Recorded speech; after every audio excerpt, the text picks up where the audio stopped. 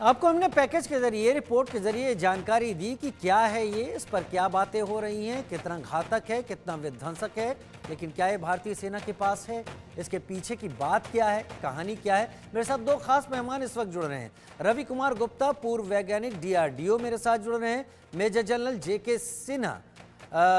सिन्हा साहब, माफी चाहता हूँ, डिफेंस एक्सपर्ट के तौर पर मेरे साथ जुड़ रहे हैं। बहुत स्वागत है मेजर जनरल के सिन्हा आपका, रवि कुमार गुप्ता जी आपका।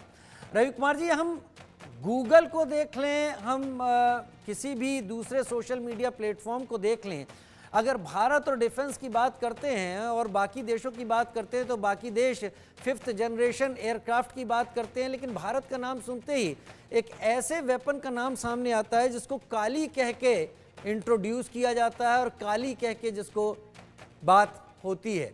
और इस तरह की कई कहानियाँ सोशल मीडिया पर हैं। क्योंकि आप DRDO से जुड़े हुए हैं, मैं आपसे जानना चाहूंगा, काली आखिर क्या है? जैसा कि मीडिया की जानकारी है, काली एक किलो एम्पियर लीनियर इंजेक्टर है और ये इसके आज कोई इसके बारे में कोई प्रेस विज्ञप्ति या सरकार की तरफ से कोई ऐलान कभी नहीं किया गया है।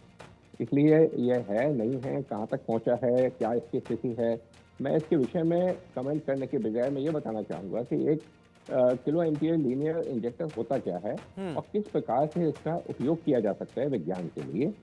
और विज्ञान के ही माध्यम से जब हम आगे बात आती है किसी हथियार के रूप में इस्तेमाल करने की, तो ऐसी कोई टेक्निक नहीं है जिसका कि हथियार के रूप में इस्तेमाल ना किया जा सकता है। किंतु एक जो प्राथमिक रूप से ये एक इलेक्ट्रॉन्स को बहुत अधिक गति देने वाला एक मशीन होती है। मशीन बहुत बड़ी होती है, काफ़ी विशालकाय होती है। इसमें बहुत पावरफुल इलेक्ट्रोमैग्नेटिक मैग्नेट्स लगे होते हैं और जिनको काफ़ी अधिक ऊर्जा की आवश्यकता होती है, बिजली की आवश्यकता होती है। उसके माध्यम से हम जो इलेक्ट्रॉन्स को, जो कि नेगेटिवली चार्ज होते हैं, बड़े छोटे पार्टिकल होते हैं, उनको हम अत्यधिक गति दे पाते हैं। और वो जो गतिमान इलेक्ट्रॉन जब किसी मैटर पे आके पड़ते हैं, इंटरेक्ट करते हैं, तो हम उस मटेरियल की एक तरफ तो हम बहुत तरह से विभिन्न प्रकार से उसके बारे में जानकारी प्राप्त कर पाते हैं, उसकी स्टडीज कर पाते हैं। दूसरी तरफ जब इसका इंटरेक्शन इलेक्ट्रॉन्स का, हाई एनर्जी इलेक्ट्रॉन्स का इंटरेक्शन होता है मेटल्स के साथ, तो हम उसको इस्तेमाल करके और हम एक्सरे प्रोड्यूस कर सकते हैं और अलग अलग फ्रीक्वेंसी की लेज़र बीम को भी हम उत्पन्न कर सकते हैं और उन लेज़र बीम के माध्यम से हम उनको अलग अलग कार्यों में उपयोग कर सकते हैं।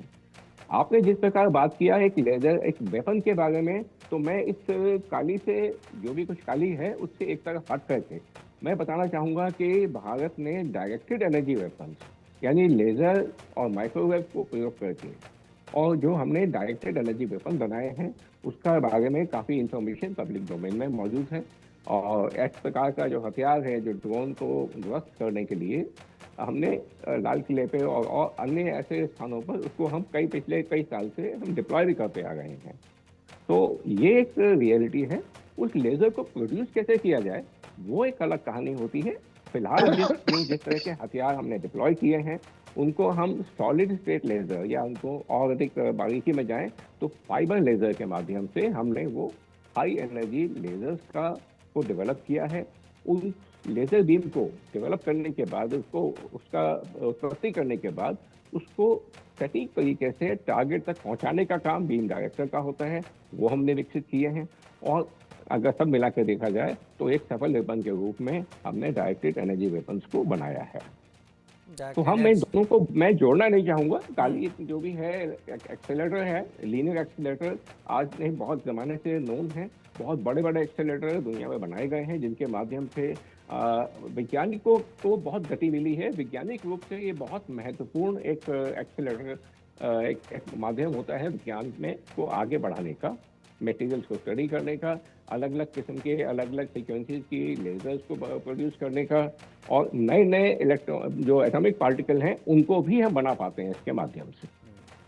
किलो एम्पियर लीनियर इंजेक्टर के बारे में जो आपने जानकारी दी, आपने कहा कि दुनिया में कुछ ऐसा नहीं है जिसका वेपन के तौर पर इस्तेमाल किया ना जा सके। तो मैं आपसे आगे जब सवाल पूछूंगा तो मैं ये जानने की कोशिश करूंगा कि आखिर वो क्या चीज़ थी जिसको पाने के लिए ये सोच ज़मीन पर लाई गई, आपने ये भी कहा कि इस बारे में कुछ स्पष्ट नहीं है, तो आपने ज़्यादा बातें नहीं की, लेकिन मेजर जनरल के सिन्हा मेरे साथ इस वक्त जुड़े हुए हैं डिफेंस एक्सपर्ट के तौर पर। सर, एक बहुत अच्छी कहावत है, the more you sweat in peace the less you bleed in war. क्या काली उसी पसीने का नाम है जो अगर हम अभी बहाएंगे तो आगे चलकर किसी क्रिटिकल सिचुएशन पर हमारी फोर्सेस को कम से कम नुकसान होगा? राजीव, जय हिंद। जय हिंद सर। हाँ, रवि साहब भी डीआरडीओ के हैं पुराने, उनको भी जय हिंद। देखिए, आपने जो सवाल किया है कि in the peace time when you sweat then you will save your blood in war, वो है हमारे बेसिकली अपने कर्म करने के लिए जब हम उसको करते हैं, चाहे वो कर्म हमारे रिसर्च विंग में हो, चाहे हमारा वो फौज के जवान करते हैं, तो वी स्वेट एंड स्वेटिंग हमारे आज हम बात कर रहे हैं जो डीआरडीओ के इस संदर्भ में आपने बात किया है और भाभा एटॉमिक रिसर्च सेंटर्स में।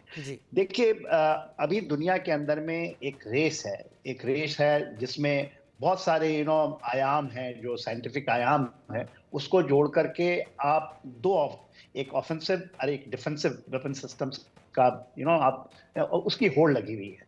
अभी लेजर बीम आप देखे होंगे कि खास करके ये बातें होती हैं जब हम आयरन ड्रोम की बात करते हैं, आयरन बीम की बात कर रहे हैं, ये आपको दिखाई दे रहा होगा वेस्ट एशिया के अंदर में इजराइल इसकी बातें होती हैं कि ये है। आप ये देखिए, थोड़ी बातें रशिया यूक्रेन वॉर में भी आई हैं, मगर इसका कोई इस्तेमाल नहीं है। ऐसा कहना है कि शायद यूनाइटेड किंगडम ने लेजर बीम डेवलप कर लिया, मगर वो देना नहीं चाहता है। मगर इसकी जो पहली आप ये झलक दिखी थी वो 2000 में दिखाई दी थी, जब लेजर बीम का डेमोन्स्ट्रेशन अमेरिका ने किया था, और उसके बाद इसकी होड़ लगी थी। मगर ये जानकर आपको बड़ा अच्छा लगेगा, क्योंकि हमारे इससे पहले 2020 से पहले पार्लियामेंट के अंदर में पारिकर साहब जब रक्षा मंत्री थे, तब उस समय काली 5000 का बातचीत के लिए किसी ने सवाल रखा था। ये जो क्वेश्चन आंसर सेशन होते हैं, जो जानना चाहते हैं इस बारे में, और उन्होंने कहा था कि इस चीज के ऊपर हम नहीं बताएंगे क्योंकि ये हमारे रक्षा से संबंधित है, इसकी ज्ञान हम पब्लिक डोमेन में नहीं लाएंगे। तो आप समझ सकते हैं कि उस समय जो हमारे पारिकर साहब थे, उस समय उन्होंने बताया तो ये चीज डेवलप्ड होगी। आपने बताया कि इसकी संरचना जो सबसे इंपॉर्टेंट चीज है, 1985 में दो चीजें इंडिया में बहुत हुई थी। मैं फौज में था, मैं 2000 के दशक में ही वहां से हुआ हूँ। डीआरडीओ लेवल पे भी हमारी रही, जब मैं एडीजी इन्फेंट्री था तो उनके साथ बात होती थी। देखिए, हमारे मिसाइल मैन थे, आप सभी जानते हैं, अब्दुल कलाम साहब, और उन्होंने किस तरह से हमारे को इंडिया को उस परिप्रेक्ष्य में कितना आगे ले जाकर के आज ब्रह्मोस का कोई काट नहीं है। ब्रह्मोस के लिए सबको बेचैनी है कि ब्रह्मोस को मिला जाए, क्योंकि उसमें इंडिया रशिया का कोलैबोरेशन था। मगर 1985 में भाभा एटॉमिक रिसर्च सेंटर, क्योंकि वो हमारी सबसे एडवांस तरीके से एक वो तो आप जब हमारी आज़ादी के पहले से ही भाभा एटॉमिक रिसर्च जो आप देखे थे, तो हम मूवी के माध्यम से देखते हैं, तो वहाँ के जो ऐसा बताया डॉक्टर केताम्रन साहब ने, इसकी एक सोच रखी थी। और ये सोच क्या है, ये बहुत डिफरेंट है व्हेन वी से लेजर बीम्स और माइक्रोवेव, और क्यों इसको भारत नहीं पब्लिक डोमेन में आने देना चाहता है।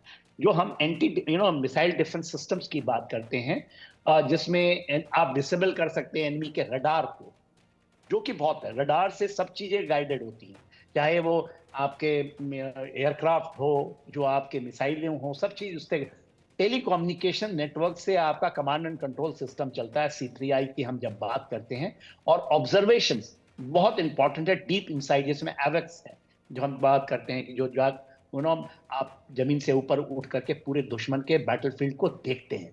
और ये एंटी सैटेलाइट सिस्टम की जो ये बात हो रही है, जब हम काली की बात करते हैं तो ये एंटी सैटेलाइट रॉकेट से, आपने देखा होगा भारत भी उसकी 3-4 देश हैं जिनके पास इसके पास एंटी सैटेलाइट कैपेबिलिटी है।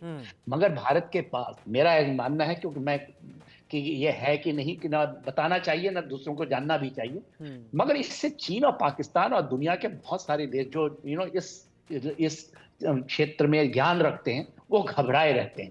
काली लोग, जैसा आपने बताया, इसका ये तो एक्रोनियम है, काली हमारी एक देवी है जो काली रूप है, उसका 80, 100, 500 और अब हम 1000 और 5000, तो जब हम 5000 की हम जब बात करते हैं तो आप समझने की चेष्टा कीजिए, 50 to 100 नैनो सेकंड, 1 सेकंड का भी नैनो सेकंड, जो 50 और 100 के नैनो सेकंड में जो आप पल्स का, इलेक्ट्रॉनिक पल्सेस का आप निकालते हैं, और आप किसी भी उसकी स्पीड आप देखिए, जो जो उसकी जिस स्पीड से वो ट्रैवल करता है, क्योंकि आप एंटी सैटेलाइट की कैपेबिलिटी, तो हम बहुत बड़ी एक कैपेबिलिटी जो है, और आपने इसको लाया है। इसकी डिबेट बहुत पहले भी चली है, ये होता है, डिबेट आता है, इस 2000 के दशक, 90 के दशक में भी इसकी बातचीत चली थी, और आज तो आप फिर लेकर आए हैं। तो ये जो चीज है, क्योंकि अब पूरे विश्व के अंदर में लेजर बीम की बात हो रही है, ड्रोन की बात करते हैं,